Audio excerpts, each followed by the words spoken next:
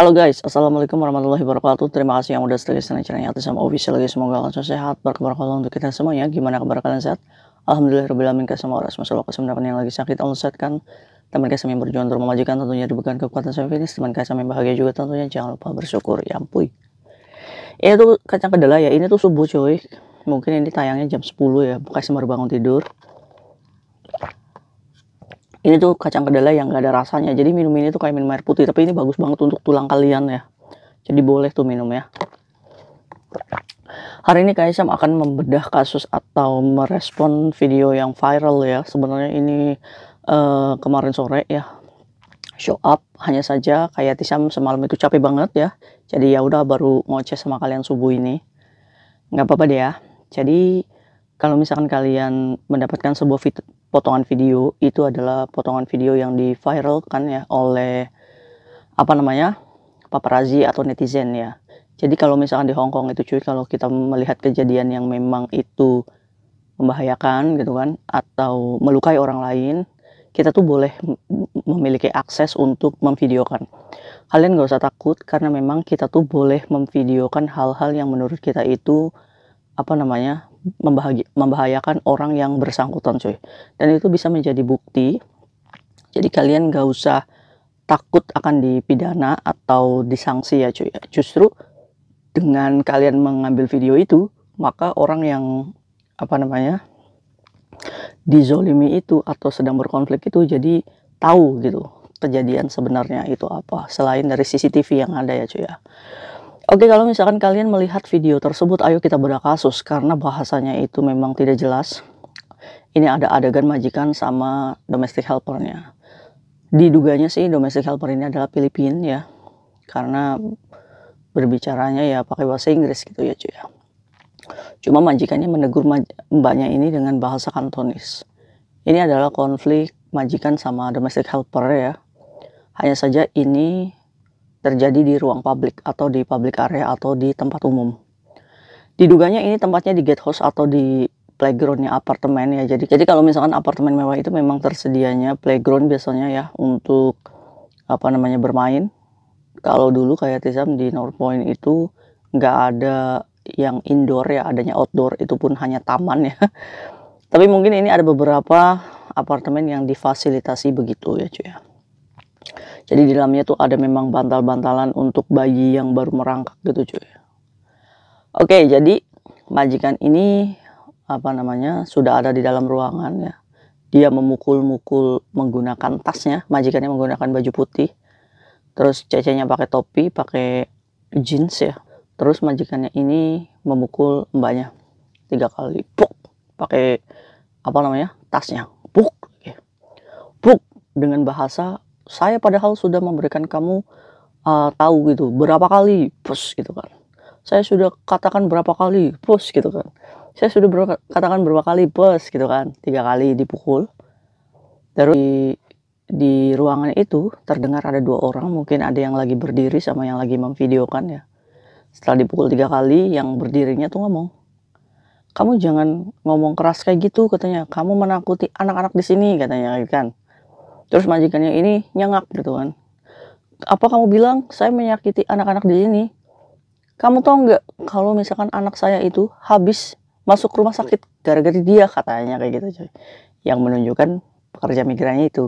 Itu sih kalau apa namanya, tidak salah kayak bisa mendengar dan menyimak situasinya ya cuy ya.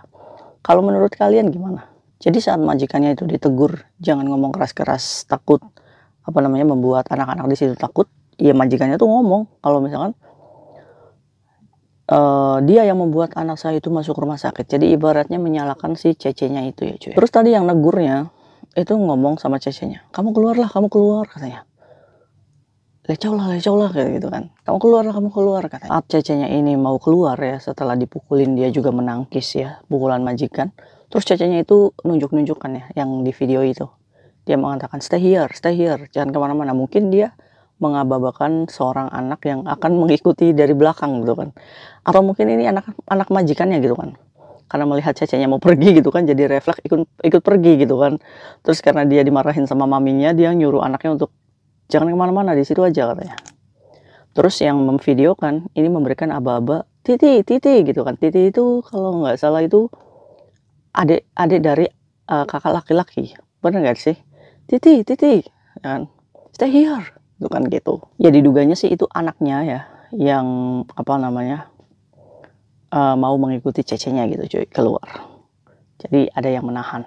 Nah, kejadiannya pas Mbaknya sudah keluar ya kan, pas mau buka pintu dia juga papasan dengan orang yang masuk. Jadi memang benar tempatnya ini adalah tempat umum. Dia keluar dan majikannya masih mengomeli bahwa, "Saya sudah katakan berapa kali, saya sudah katakan berapa kali, saya sudah katakan berapa kali," kata gitu kan ya. Majikannya tuh mengungkapkan kecewaan, tapi tidak terdengar satu ucapan apapun dari Mbaknya saat di luar ya cuy ya. Jadi kesimpulan amarah majikan, ini adalah majikannya kesel karena Mbaknya ini tidak mau mendengar dan ngedablek.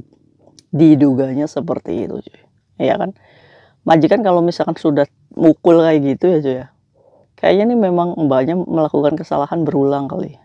Jadi dia itu kesal, bahkan dia meluapkan emosi kekesalannya itu, saking nggak pernah didengar, nggak pernah dihargain mungkin.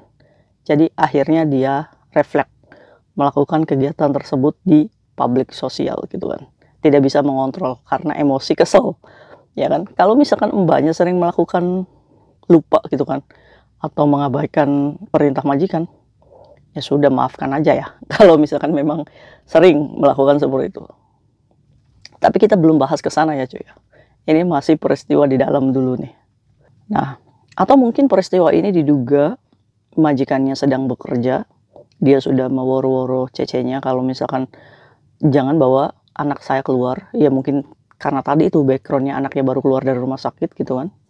Cuma Mbaknya ngeyel gitu kan, tetap maksa bawa anak ini pergi keluar. Ya mungkin sih di pemikiran Mbaknya di rumah ya mungkin jenuh gitu kan, anaknya mungkin aktif, nangis terus dan lain-lain. Ini inisiatif mungkin dari Mbaknya sehingga membawa anaknya itu pergi keluar. Mungkin juga majikannya melihat CCTV dan melihat anaknya tidak ada di rumah ya kan. Terus gap majikannya mungkin saat itu pulang kerja, melihat anaknya nggak ada di rumah ya kan. Akhirnya dia selusuri ke playground dan ternyata ada di sana. Ini membuat majikannya juga kesel.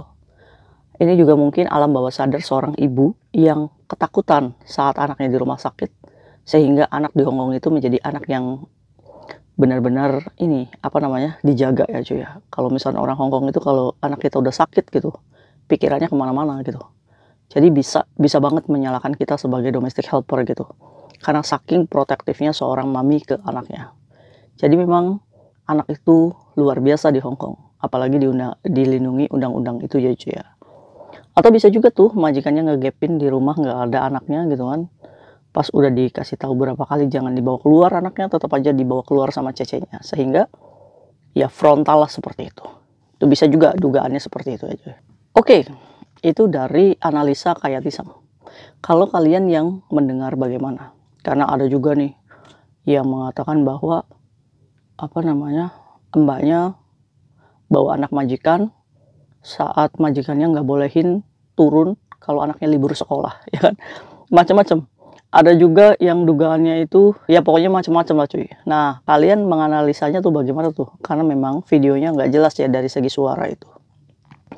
Kalau kita berbicara poking kayak Tisam, siapa yang bisa mempokingkan? Banyak, karena ini adalah di tempat umum ya, yang bisa mempokingkan adalah apartemen itu, iya kan, petugas apartemen, karena CCTV dan itu pun mengganggu kenyamanan. Terus yang kedua, mbak yang memvideokan itu juga bisa poking, atau saksi-saksi yang ada di playground itu juga bisa mempokingkan, atau mbaknya sendiri yang dipukul itu bisa mempokingkan. Jadi poking itu bebas dilakukan siapapun dan buktinya sudah cukup kuat ya, tinggal ditambah visum aja selesai. Jadi dugaan Kayatisam yang mbaknya sering melakukan kesalahan itu yang membuat majikannya jengkel, ya kan? Kalian setuju nggak kalau misalkan apa namanya mbaknya ini sering melakukan kesalahan gitu sehingga majikannya jengkel dan sampai hilaf pukul kayak gitu? Tapi kalau misalkan Kayatisam menjadi mbaknya ya, kalau misalkan memang apa namanya sering mengabaikan omongan majikan dan kita juga merasa iya majikan sudah menyuruh dan kita juga ngeyel gitu kan, ya udah maafin aja. Tapi kalau misalkan kan majikan sering melakukan frontal seperti itu ya cuy ya, dan mbaknya itu memang pengen keluar dari rumah majikan, maka mbaknya melakukan poking itu adalah jalan yang terbaik. Karena apa? Karena saat dia melakukan poking dan dia apa namanya menyerahkan barang bukti tersebut, maka mbaknya ini bisa langsung memutuskan kontrak dengan majikan tanpa membayar 1 bulan gaji cuy. Ini kembali lagi kepada case mbaknya. Kalau mbaknya masih butuh kerja gitu kan, terus dia juga masih mendapatkan kebaikan-kebaikan majikannya gitu kan, ya sudah maafkan saja, ya kan. Tapi kalau misalkan mbaknya pengen keluar dari rumah majikan itu, maka kejadian ini tuh bisa banget untuk mbaknya itu memutuskan kontrak tanpa dituntut 1 bulan gaji. Tapi kalau misalkan ini dikasuskan Kaisam, jadi kalau misalkan mbaknya nih pengen terminate ya dengan majikan gitu kan, laporkan polisi, polisi datang, investigasi, terus apa namanya, mbaknya itu ngomong sama polisi kalau saya mau keluar aja langsung dari rumah majikan. Maka polisi nanti yang membantu mbaknya untuk beresin barangnya, maksudnya menunggu ya mbaknya beresin barang, dan nanti mbaknya sama polisi ini bisa keluar gitu kan. Nah itu baru nanti kita datang ke agensi. Nanti di agensi diproseskan kalau saya dipukul kayak gini dan saya udah nggak mau kerja lagi di sana. Nanti agensi minta hak-haknya mbaknya. Kalau misalkan mbaknya dalam 7 hari belum dikasih haknya dari dia keluar, dia bisa naik ke labor. Tapi beda kasus kalau mbaknya ini mengkasuskan coy. Mengkasuskan itu ibaratnya supaya benar-benar majikan ini menghadap hakim, ya kan. Itu prosesnya ya lebih jauh lagi. Kita siap nggak untuk membuang waktu atau memperjuangkan kasus kita? Karena ini prosesnya akan cukup lama dan kamu pun akan ibaratnya ya sambil cari majikan di sini bisa ya cuy ya. Tapi kamu juga harus menyelesaikan kasus ini gitu kan. Jadi kamu siap nggak jadi ibaratnya nganggur dulu di Hong Kong untuk memperjuangkan kasus kamu ini. Kalau misalkan dikasuskan kayak prosesnya gimana ya, poking. Itu kan video sebagai bukti itu kan ada. Saksi juga ada teman-temannya yang di playground itu. Terus juga bukti visum ditambah bukti visumnya mbaknya. Kan kalau dipukul itu kan ada bekasnya cuy ya. Nah, nanti apa yang terjadi? Ya proses investigasi, panggilan, majikannya pasti akan dipanggil. Terusan kalau misalkan sampai disidangkan di hakim, ya ini kembali lagi. Kalau rekod majikannya sebelumnya tidak ada case yang lainnya, maka ya pastinya majikan ini pasti akan dimaafkan oleh hakim, ya kan? Terus palingan membayar denda majikannya. Kayak gitu. Jadi ini kembali ke kita sih cuy. Kita mau memperkarakan benar-benar kita misalkan sakit hati nih sama majikan, kita bisa membuat catatan kriminal si majikan ini untuk mempoking kan gitu kan. Cuma waktunya akan panjang gitu. Kita siap nggak untuk itu? Kalau siap, berjuang. Tapi kalau misalkan serasa kita masih bisa lah ya untuk nggak apa-apa gitu kan. Beda ceritanya kalau kita dikasih kekerasan yang benar-benar membuat kita itu apa namanya, harga diri keluka gitu kan, fisik kena gitu kan. Ya itu baru kita jangan kasih ampun majikan ini. Ini lebih ke introspeksi diri gitu dalam bekerja aja cuy. Nah, untuk masalah hak mbaknya, ini bisa banget untuk menuntut long service cuy. Kalau misalkan mbaknya bekerja dengan majikan ini lebih dari 5 tahun ya kan, saat dia keluar dari apa namanya bersama polisi, maka kita bisa menuntut long service ini majikan, ya kan. Kalau misalkan mbaknya lebih dari 5 tahun nih, saat mengambil hak-haknya, kita juga bisa menuntut long service kita. Karena ya majikannya seperti itu gitu coy. Kita berhak mendapatkan long service. Nah itu ya, jadi video viral yang di luar yang mungkin dibahas para netizen dengan caption yang berbeda-beda. Sudut pandang yang berbeda-beda. Karena memang kejelasan suara majikan yang sedang emosi gitu kan. Ini menjadikan perdebatan di lingkungan domestic helper.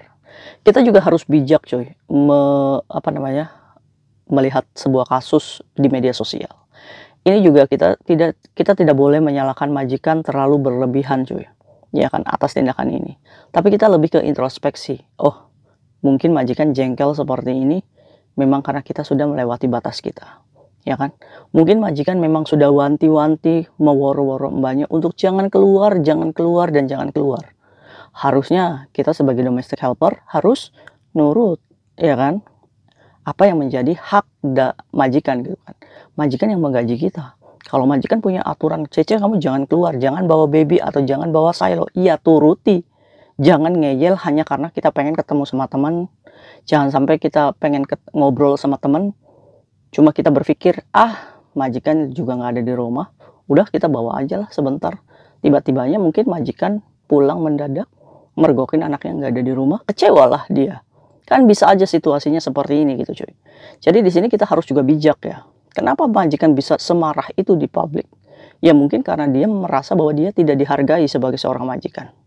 Nah, menurut kalian gimana nih menghadapi kasus seperti ini? Tapi apakah boleh memang memukul itu di tempat umum? Jawabannya ya tetap salah. Majikan tetap salah.